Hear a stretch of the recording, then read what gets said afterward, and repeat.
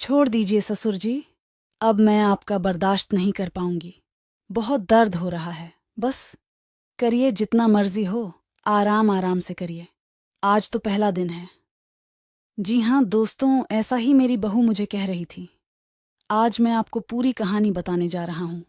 मैंने कोई ज़बरदस्ती नहीं की थी और ना ही मैंने खुद से ही ऐसा कुछ किया, हालत ऐसा बना दिया था। मेरी बहू ने मुझे यह सब करना पड़ा। मेरा नाम श्यामलाल है।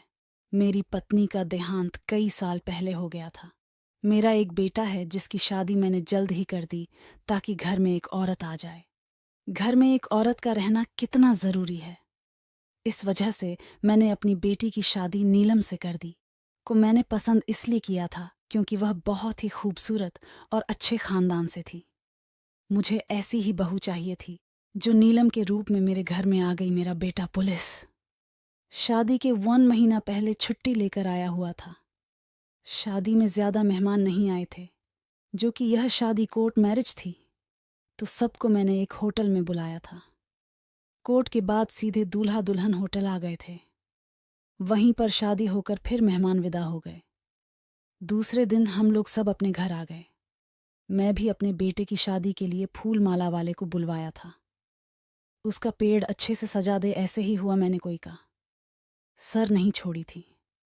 अपने बेटे की खुशियों के लिए घर में मैं अकेला ही था।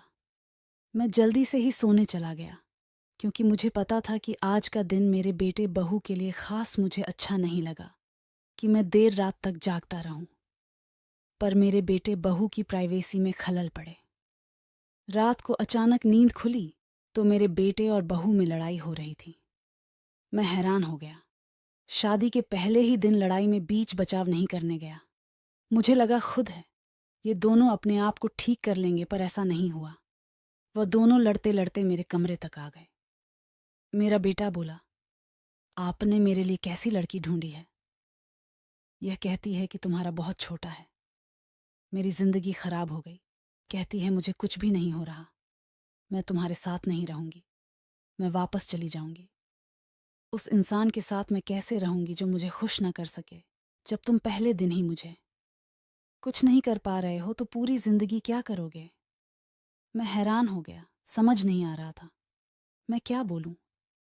मेरा बेटा बहुत गुस्से में था। दोनों एक दूसरे के ऊपर चढ़ा रहे थे।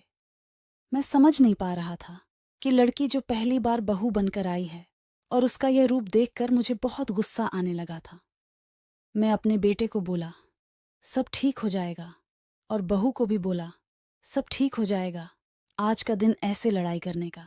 तुम दोनों एक दूसरे के लिए नए हो, किस वजह से ऐसी दिक्कत हो रही है? आगे जाकर शायद ऐसी दिक्कत नहीं होगी। मेरी बहू कोई दिक्कत कैसे नहीं होगी, इसका तो खड़ा भी नहीं होता। मैं अपने बेटे को पूछा, क्या बात है बेटा? उसने बोला, पापा मानता हूँ, मुझे अभी दिक्कत है। पुलिस की ट्रेनिंग में चोट लग गई थी, इस वजह से अभी दिक्कत हो रही। बोला है कुछ दिनों में ठीक हो जाएगा। इतना सुनते ही मेरी बहू और भी ज्यादा आग बबूला हो गई और बोली, जब तेरे में दम नहीं था तो मेरे साथ तुमने शादी क्यों किया? इतना सुनते मेरा बेटा तुरंत ही घर छोड़कर चला गया। मुझे लगा कि मेरा एक ही बेटा था, वह भी मुझे छोड़कर चला गया है। मैं बहुत गुस्से में हो गया। जाकर मैंने बंद किया। वापस आकर देखा तो बहू बेड पर बैठी हुई थी। मैं गुस्से में लाल था तो मैं उसको जाकर डालते हुए बोला, क्यों तेरे में इतनी गर्मी है? वह बोली, तो क्या करोगे तुम, सही करोगे? इतना सुनते ही मैंने कहा, हाँ मैं भी देखता हूँ तुम्हारे अंदर कितनी गर्मी है। तुरंत ही उसे बेड पर लिटा दिया और फिर वही क्रिकेट वाला मैच शुरू हो गया। सुबह जब मेरा बेटा घर आया तो सब कुछ बदला बदला सा हो गया था। मेरी बहू ने मेरे बेटे को सॉरी बोली। फिर हम तीनों ही खुशी खुशी रहने लगे।